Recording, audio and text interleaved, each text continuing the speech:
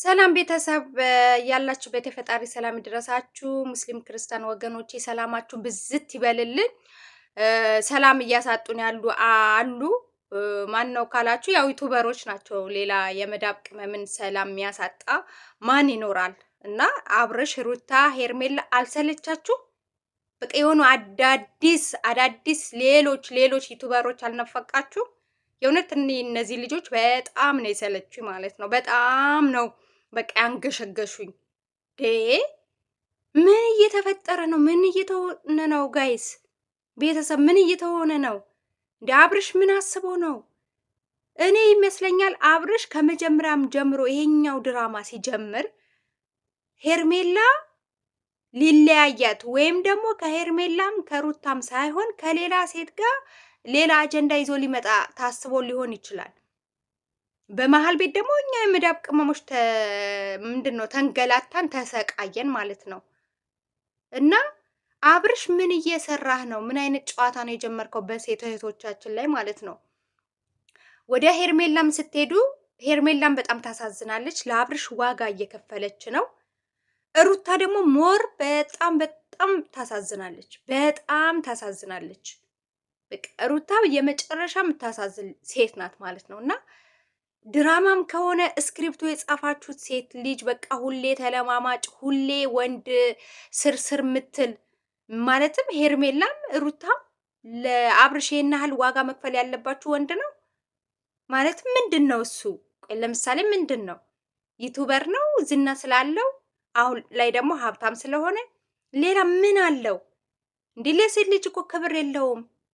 ምንም እኮ እያከበራችሁ አይደለም በቃ እንዴ እናንተን በዚህ ደረጃ አሁን ሄርሜላ ምን የመሰለች ሸበላ ሴት ናት። ሩታም ቢሆን አይወጣላትም። በጣም ሸበላ ሴት ናት። ስማርት ናት። ልጇ ለብቻዋ ቀጥ ለጥ አርጋ ማሳደግ የምትችል ሴት ናት። በዚህ ደረጃ ለአንድ ወንድ ልጅ በዚህ ናክል መሄድ አለባችሁ? እስከ ቤተሰብ ነኝ የምትሉት እህትዮስ ምንድን ነው ስራሽ አንቺ? የእውነት እነዚህ ሴቶች ይፈልጋቸዋል ብለሽ ታስቢያለሽ? ወይስ የአብርሽ ህይወት እንደዚሁ ነው የሚቀጥለው እስከ ወደፊቱ? እንዲህ ሲል እኔ እንጃ። የእውነት ምንድነው ተመልካቾቼ፣ ቤተሰቦቼ ማለት ነው እኔ በጣም ግራ ስለገባኝ ነው የአብርሽ ጉዳይ ማለት ነው። እንዲህ ለምን አተውትም? በቃ ተውት። ሄርሜላም በራስሽ መንገድ ሂጂ።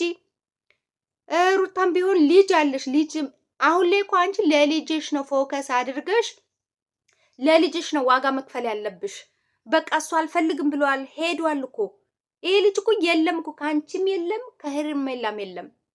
እኔ ከሁለቱም አይ ዛሬማ በቃ ሄርሜላ ሊል ነው ከሄርሜላ ጋር ነው በቃ ልቦ ያለው ሲባል ከሄርሜላ ጭራሹ እንደሌለ ነው የሚያሳየው።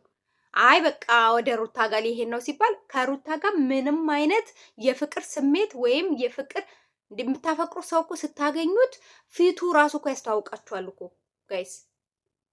በቃ ንግግሩ ራሱ እኮ ክብሩ እኮ ያስታውቃል። እሱ እኮ ለሴቶች እህቶቻችን ክብር እኮ የሚባል ነገር የለውም። በቃ እሱ የበላይ ነው። ሁሌ ሴቶች ለማመጡታል። ሁሌ ሴቶችን በቃ በሴቶች የተከበበ ነው። አንዷ ስትሄድ አንዷ ትመጣለች። አንዷ ሄደች ስትባል ደግሞ ሌላ አዲስ ደግሞ ትመጣለች። አሁንም ደግሞ ሌላ አዲስ ልትመጣ ነው። በዚህ ደረጃ ዋጋ እየተከፈለ ወይም ድራማ እየተሰራ ያለው ማለት ነው። የሆነች ሰው ሊገባ ነው ታያላችሁ። ምን አለችኝ በሉ ማለት ነው እንጂ ምንም ባልተጨበጠኛ ታመመ ተባለ፣ ፈዘዘ ተባለ። ፈዞ ነው እንግዲህ ቪዲዮ ያየ ነው። ሲሻለው በምን ምክንያት እንደተሻለው ህመሙ ምን እንደሆነ ምንድን ነው በሆስፒታል ይዳን በጸበል ይዳል ወይም ደግሞ አለመታመሙ ይታመም የምናውቀው ጉዳይ የለም። እኛም ቪዲዮ ላይ ያየነው ነገር ላይ ብቻ ነው ፎከስ አድርገን ሀሳብ የምንሰጥበት ማለት ነው። ስለዚህ እህትዮም ተብዬዋ ብዙ ተብዬዋ ማለት ነው አንቺ ሴት ልጅ ነሽ፣ ወልጃለሁ ትያለሽ። የወለደችን እናትን ሩታን ለመለያየት ከአብርሽ ጋር ለመለያየት ዋጋ ትከፍያለሽ። ገና ምኗም ያልተጨበጠ ያልተጋቡ ያልወለዱ ሄርሜላ ጋር ሂድ ብለሽ በግድ ከምትገፊው የእውነት አንቺ ወንድምሽ ከሆነ እውነት እናንተ ወንድማችሁን እውነት የምትወዱት ቢሆን ኖሮ ኤፍሬምም ያኛውም ደግሞ እኔ እንጃ እኔ የሆነ ከሩታም ጀርባ ከሄርሜላም ጀርባ ጨዋታ እየተጫወቱ ወይም ደግሞ ድራማ እየሰሩ ያሉ የአብርሽ ቤተሰብ ናቸው ብዬ ነው ማስበው። በተለይ እህት ተብዬዋ እኔ እንጃ በቃ አብርሽ ከየትኛውም በኩል እንዳይሆን። ይህ ልጅ እኮ ኑሮ እየኖረ አይደለም፣ ሴቶቹን ብቻ አይደለም ኑሮ እየኖረ አይደለም። የሰውን ልጅ ሰላም ካጣ እንዴት ነው ኑሮ የሚኖረው? ተሻለው አላችሁ። በምንድን ነው የተሻለው? በምንድን ነው እዳ ነው? የሆነ ማስረጃ ነገር እኮ እንፈልጋለን እኛ ተመልካቾች። በምንድን ነው እዳ ነው? ምን ነበር የታመመው? በሽታው ምን ነበር? ዝም ብሎ አፈዝዝ አደንዝዝ ነው? ማን ነው ሲያደረገበት? እሺ ሩታ ናት ተባለ፣ ሩታ አይደለውም አለች። ትላንትና ደግሞ እነ ዳኒ ሄርሜላ ፎቶ ብለው ፎቶ ይዘው መጡ። ፎቶ ምን እንደሆነ አላየንም። ድምፅ ቅጅ ያላል አሉ። ይሄ ድራማ እየተሰራ ያለው ለተመልካች ነው አይደለም? ለተመልካች እስካቀረባችሁ ድረስ ድምፁ ተመልካች መስማት አለበት። ፎቶው ተመልካች ማየት አለበት። ከሀ እስከ ፐ እያሳያችሁን ያላችሁ የእናንተ ድራማ ነው አይደለም? ድራማው ላይ ያለው ታሪክ በሙሉ መስማት ማወቅ ግዴታ አለብን ማለት ነው። እናንተም የማሳየት ግዴታ አለባችሁ። እኛ ላይ ድራማ ልትሰሩ አትችሉም። እኔ አላቅም። እኔ ግራ ነው የገባኝ በዚህ ደረጃ ጨዋታ መጫወት ህዝቡ ላይ ምንድነው? አብርሽ ደግሞ የተሰጠ ካራክተር ወይም ደግሞ የተሰጠ ገጸ ባህሪ ሴቶች አንተ ዙሪያ ላይ እንዳይነቃነቁ፣ ሴቶች እርስ በርሳቸው እንዲገዳደሉ። አሁን እኮ አንተ ወደፊት እኮ ህይወት የለህም፣ ምክንያቱም ታማኝ አይደለህም እንዴ። በመጀመሪያ ከፍቅር ጋር ፍቅር ጀመርክ፣ ታማኝ አልሆንክላትም፣ ፍቅርህ ተበጠበጠ። በመሀል የሆነች ስሟ ጠፋብኝ አንዷ መጣች፣ እንደዚሁ ፍቅርህ ተበጠበጠ። በሌላኛው ፓርት ደግሞ ሩታ መጣች። ከሩታ በኋላ ደግሞ እነ ጽጌ የተለያዩ ሴቶች በህይወትህ መጡ። ግን በሩታ ህይወት የመጡ ወንዶች የሉም፣ በዚህ ደረጃ ገፍተው የሄዱ ማለት ነው። እና አንተ ሁሌ ተፈላጊ ነህ። ሴት ልጅ ሁሌ ፈላጊ ናት። የሆነ ሳይፈለግ የተረገዘ ልጅ ይኖራታል ምናምን። እንዴ እኔ ሩታ የምመክርሽ ነገር ቢኖር ይሄ ልጅ በቃ አይሆንሽም።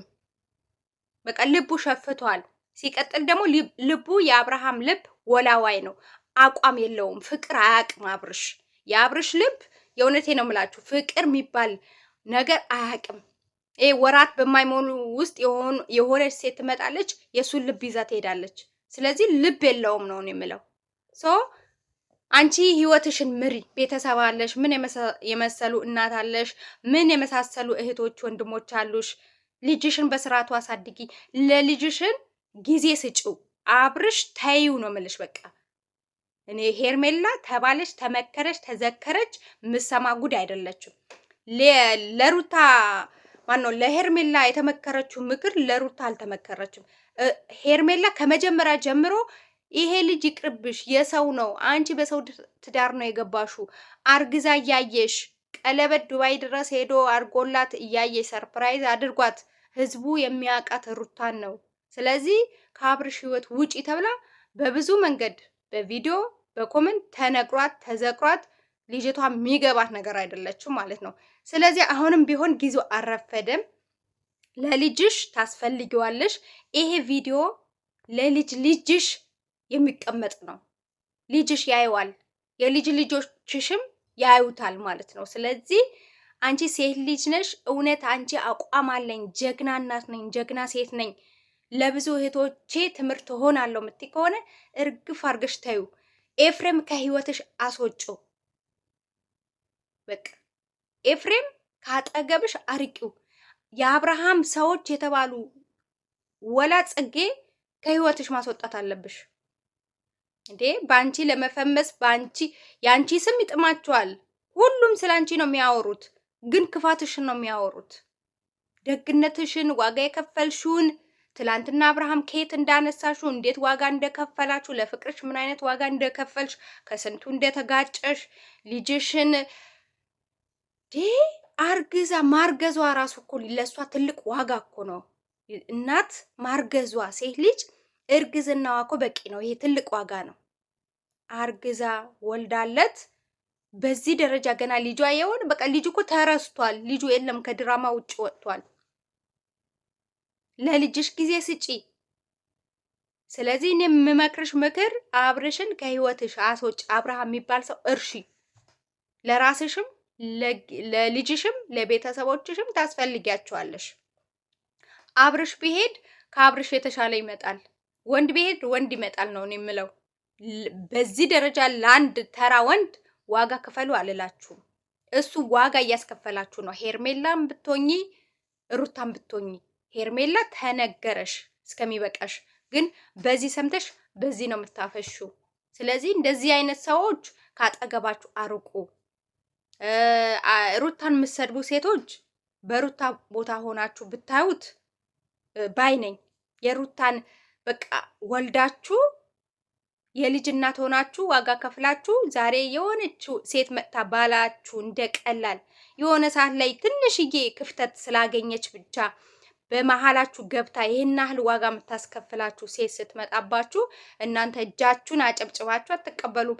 ጩቤ ይዛችሁ ነበር ልትወጓት መንደር ለመንደር የምትሽከረከሩ፣ ያውም የልጃችሁ እናት። ገብቷችኋል? ማን ነው የልጃችሁ አባት?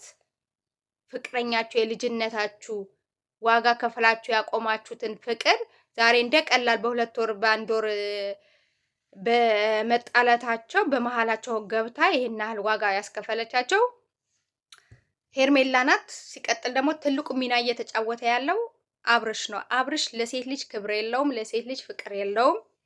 በቃ እሱ የሚፈልገው አብርሽ አብርሽ አብርሽ እንዲሉት ነው። ሴቶች የተለያዩ ሴቶች እየመጡ በዙሪያው ሁሌ ተፈላጊ እንዴ! ቅርባችሁ ምንድን ነው? በዚህ ደረጃ ቤተሰብ የሚባል ነገር አለ፣ ክብር የሚባል ሴት ልጅ ደግሞ ወንድ ልጅ ይሄዳለሁ ካለ በምንም ልታስቀረው አችልም። ልቡ ከወጣ ወጣ ነው፣ አትመልሹም።